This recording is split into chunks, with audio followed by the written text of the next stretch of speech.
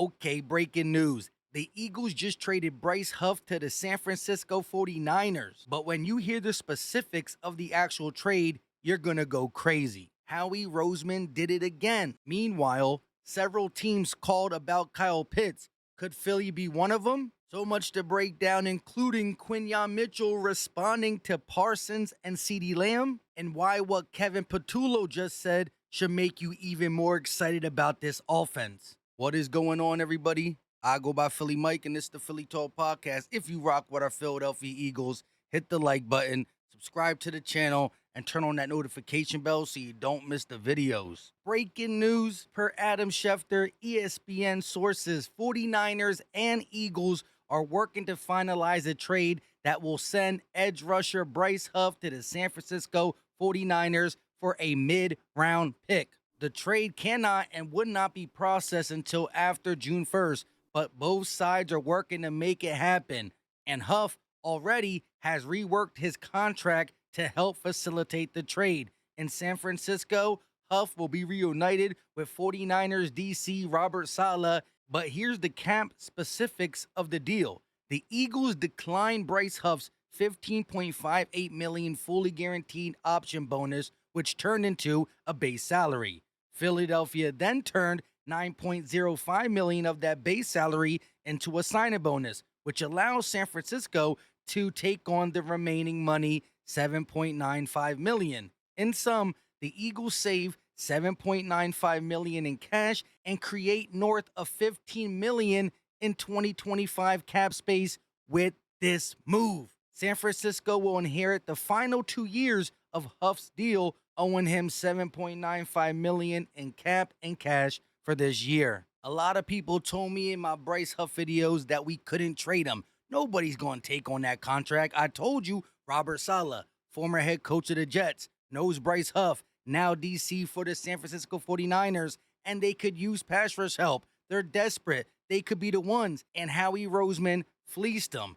Not only do we get a mid-round pick for Bryce Huff, but the way Howie got Bryce Huff to rework the deal, had San Fran take on this much money, and save $15 million for the Philadelphia Eagles is incredible. Later in the video, we talk about a possible trade, but could a guy like Trey Hendrickson be back on the table for the Eagles after this blockbuster trade Howie Roseman pulled off? Or even the TJ Watt rumors could resurface with this news. This all just came out as I was about to hit upload, so we're going to talk about it more, but let's get to the actual video. So let's start by talking about the Devonte Smith disrespect. Fox Sports put out this ranking, top 10 players of the 2021 draft.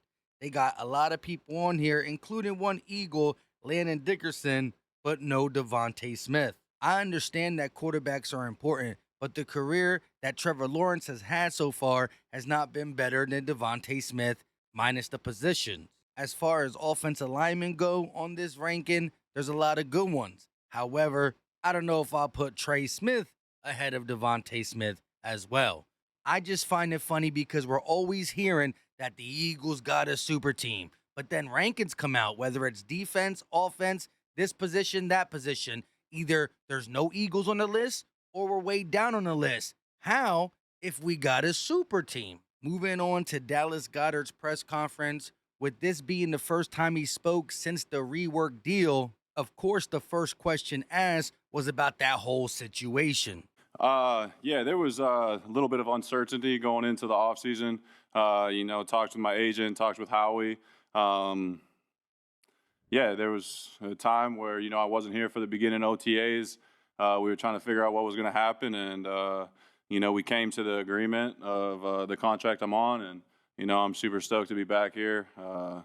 Got a lot of love for a lot of people in this building, got a lot of love for Philadelphia, so super glad to be back, and, we got high expectations, and, want to help us get back to where we were last year. So glad that we get to run it back with Dallas Goedert. Remember, with all the playmakers we have on offense, he had the most receiving yards throughout the whole playoff run. Plus, he's one of the best blocking tight ends in the NFL. With that being said, it was a close call, so I don't see him being on the Eagles past the 2025 season, which is cool. Our focus got to be on the running back season, but what are we going to do at tight end after that? An option just became available. Jordan Schultz tweeted a little bit ago, sources, multiple teams have reached out to the Falcons about the availability of tight end Kyle Pitts. Now, he continued to say that the Falcons really don't want to trade him, but they are listening to offers. He also said it will most likely take a day 2 pick. Mind you, the Eagles have 4 day 2 picks for the 2026 NFL draft. Do you think a third round pick is too high for Kyle Pitts? Let's just say the Eagles did acquire Kyle Pitts for a third round pick. This year in 2025, he would sit behind Dallas Goedert, continue to learn, and maybe even become a better blocker watching Dallas Goedert. He could still be utilized in 2 tight end sets, which the Eagles run. We fake the Saquon, hit Kyle Pitts down the seam simply because everybody's going to be watching Goedert, AJ, and Smitty. Another reason why this would make Eagle fans feel better if Dallas Goedert does get injured, knock on fake wood, hopefully he doesn't, but that has been his MO. If he misses 3, 4, 5 games, you got Kyle Pitts to come in as tight end 1 until Dallas Goedert gets back. This year, Kyle Pitts would be cheap. You could really learn about the kid. The Eagles like to have the tight end before we lose the tight end. We've been a great tight end team. This could be the way to have that. He's only 25 years old. You lose Goedert next year. You pay Kyle Pitts a reasonable price, and he's your tight end for the next 3 to 4 years. We definitely have a lot of draft picks next year. This could be a possibility, not a necessity, but a possibility to help this team now and the future. Let me know your thoughts in the comment section. I'm actually really interested. Would you do it or would you not do it? Jason over the cap tweeted, Eagles did something unique with the rookie contract. The article read, signing a 6th round pick that you just drafted is not really noteworthy, but the Eagles have done something a little different with Cameron Williams that hasn't really been seen before. In this case, the Eagles guaranteed Williams $475,000 of his salary, bringing his total guarantee to $676,568 rather than its $201,568 that would normally come from that slot. The guaranteed is split as a $375,000 in 2025 and $125,000 in 2026. There are also small salary increases in the first 2 years of the contract. He said he heard through the grapevine that the Eagles have been trying to do this for some time in order to try to set a new precedent for their contracts, but this was the first one to take the deal. In return for the salary guarantee, the Eagles have a split salary in the 3rd year of the contract, which is not typical of a drafted player's contract.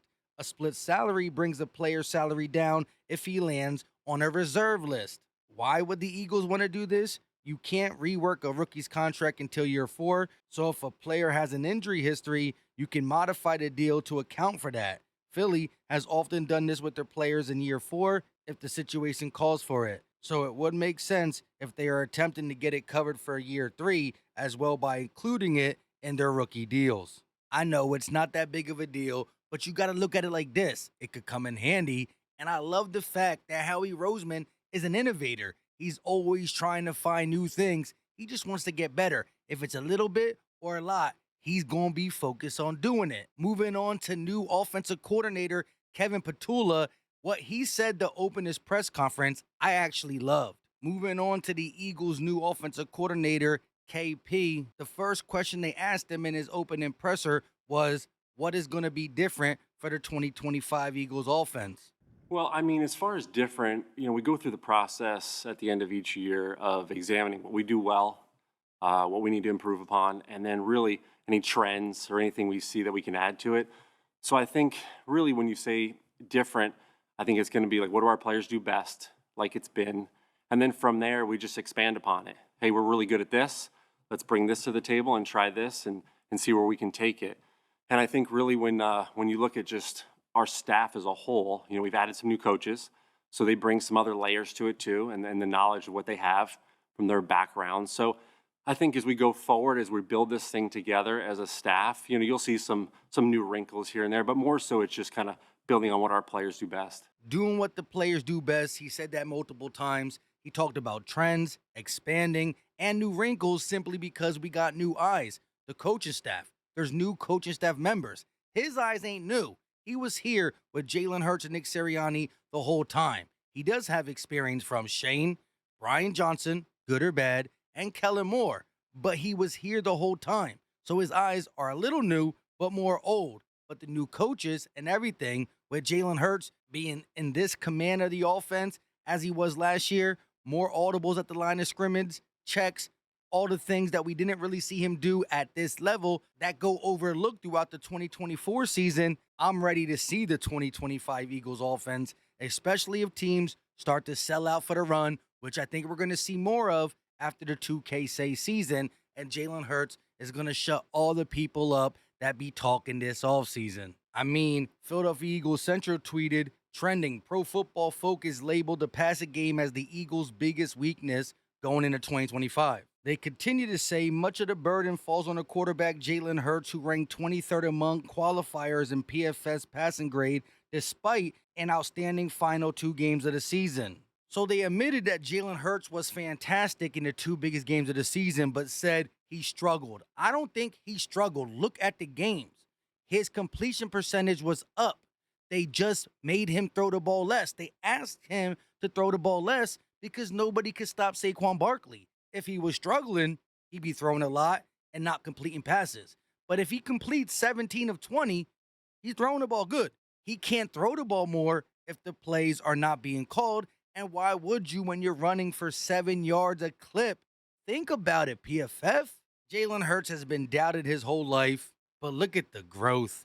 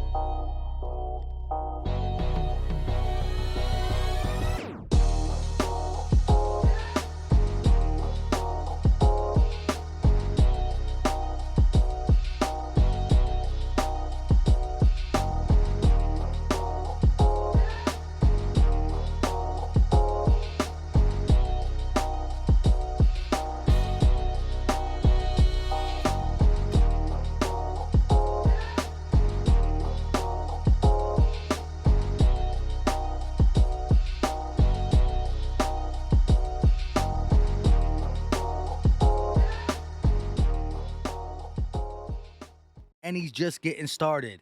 Lastly, I want to talk about Quin Mitchell responding to Micah Parsons and CeeDee Lamb talking about Guantanamo Bay. If you missed that, I'll play it one more time.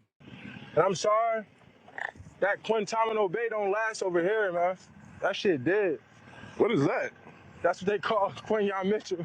What? You guys are right here. They said Guantanamo Bay. That's where they said you headed. Wow. I said, they crazy. Y'all ever seen Prison Break?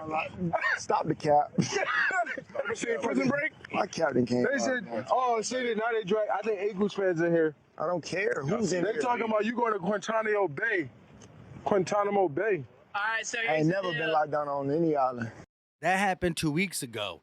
Elliott Shore-Parks asked Quin Mitchell what he thought about it, and this is what he said. I mean, I don't know. I ain't see it. I really don't get into the internet or nothing like that. So Our guy is locked in. He don't be paying attention to no internet stuff. Just keep the same energy. Week 1, Eagles Cowboys is gonna be great. With all that being said, I go by Philly Mike. This is the Philly Talk Podcast. Leave your thoughts in the comment section. I love hearing from you. Good, bad, ugly, sad. Like, subscribe, turn on the notification bell so you don't miss the videos or the live stream. Muscle up. We out.